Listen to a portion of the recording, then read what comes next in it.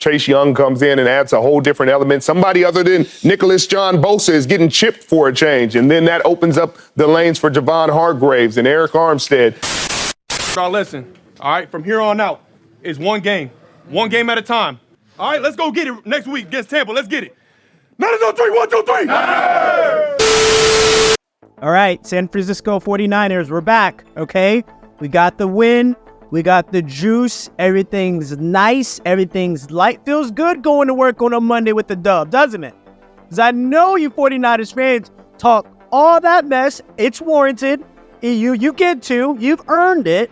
But I know for a fact going into work today has to feel so good with the victory 34-3 on the Jacksonville Jaguars. I have two important questions that I need to ask you guys. One's going to come later in the video, but it's an important one, but it's an old man argument. You know, it's an old man argument, but we'll get to it when we get to it. Brock Purdy.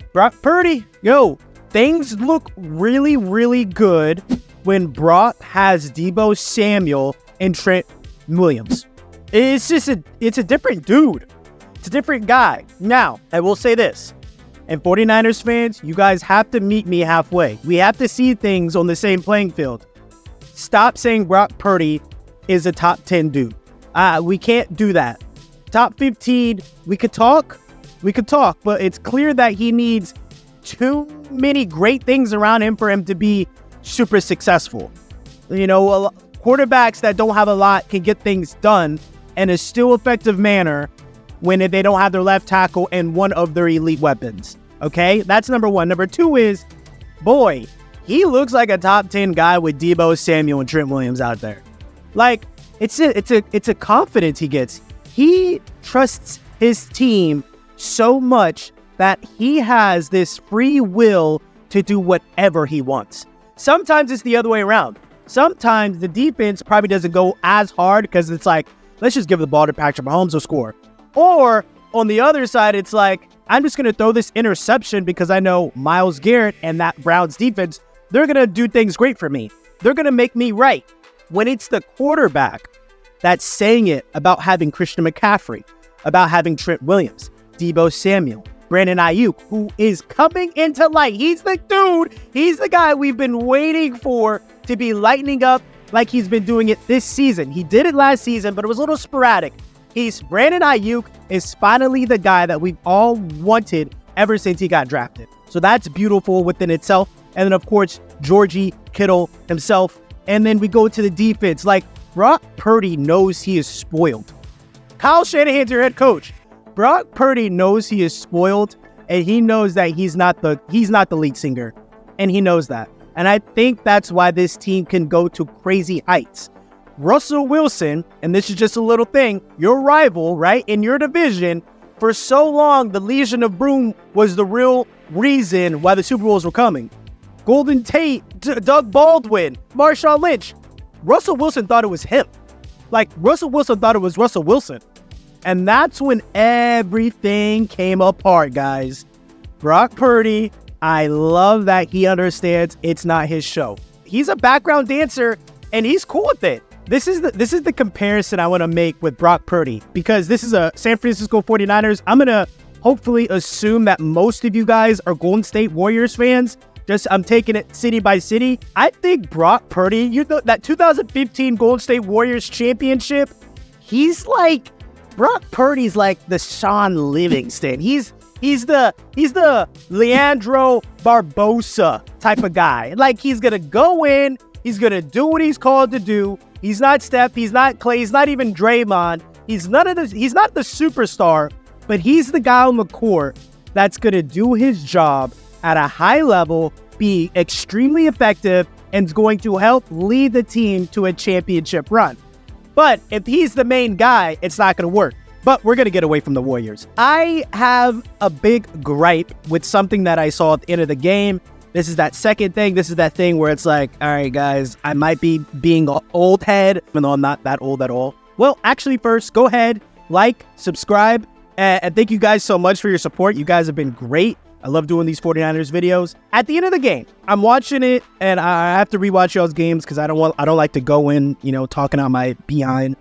I'm watching the game. I see the score is 34-3. About 5 minutes left. I see Eli Mitchell in there getting his carries. I'm like, okay, I see 14 is out there. Okay, Sam Darnold's getting his due diligence, handing it off. Good. And then out of nowhere, I see Christian McCaffrey have a carry. I see number 23 with the ball. I'm like, whoa, what's going on? And y'all are die hard trying to get him that amazing streak he was on of the consecutive touchdowns. What if he got hurt? What if something really bad happened to Christian McCaffrey while trying to do something so arrogant, so disgustingly arrogant with a player that is literally your ticket to a Super Bowl, number one, and number two, a player that we've documented has a long history of injuries. He's better, he's healthy. I would never, ever wish injury upon a player.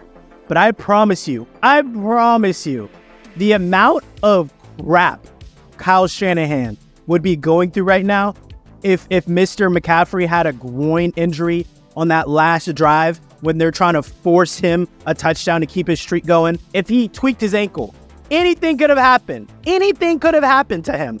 I really did not like that. And like I said, this could be an old man thing. 49ers fans, let me know in the comments. Is it too much?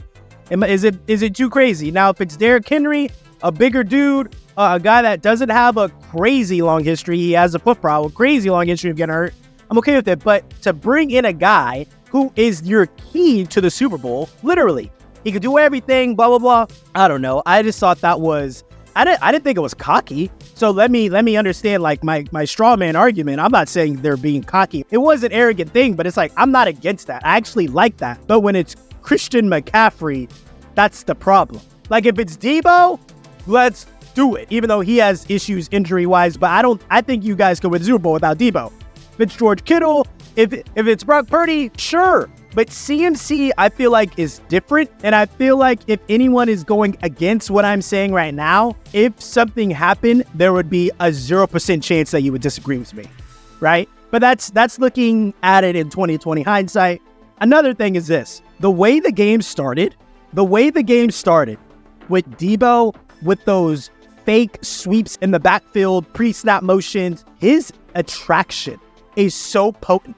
Everyone is looking at him to where we get George Kittle wide open on these passes. Like, and George Kittle with that amazing touchdown, that long touchdown he had. I don't know, man. It's y'all have so many great things happening right now. I just don't want you guys to get hurt. So that's why I'm just so anti the CMC stuff.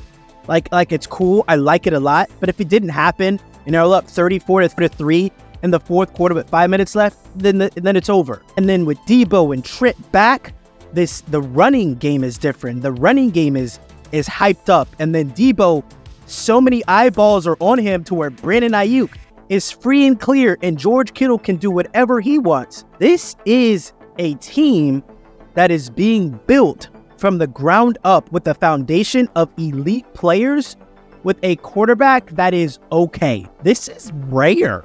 This is very Trent Dilfer taking the Ravens to the Super Bowl. It's like he's not the main character, it's other players. And I think it's good.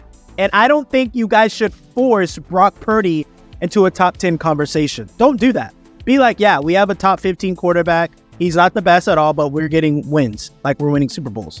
Hell, have fun with it. Be like, yeah, Brock Purdy's not top 20. But guess what? He's still winning Super Bowls. He's still winning games for us. He's winning the division. Do it like that. Don't try to make an argument for Brock Purdy being in a league that he's not really in. And we've seen it. It's been showcased. If you guys disagree, let me know in the comments. Like, comment, and subscribe.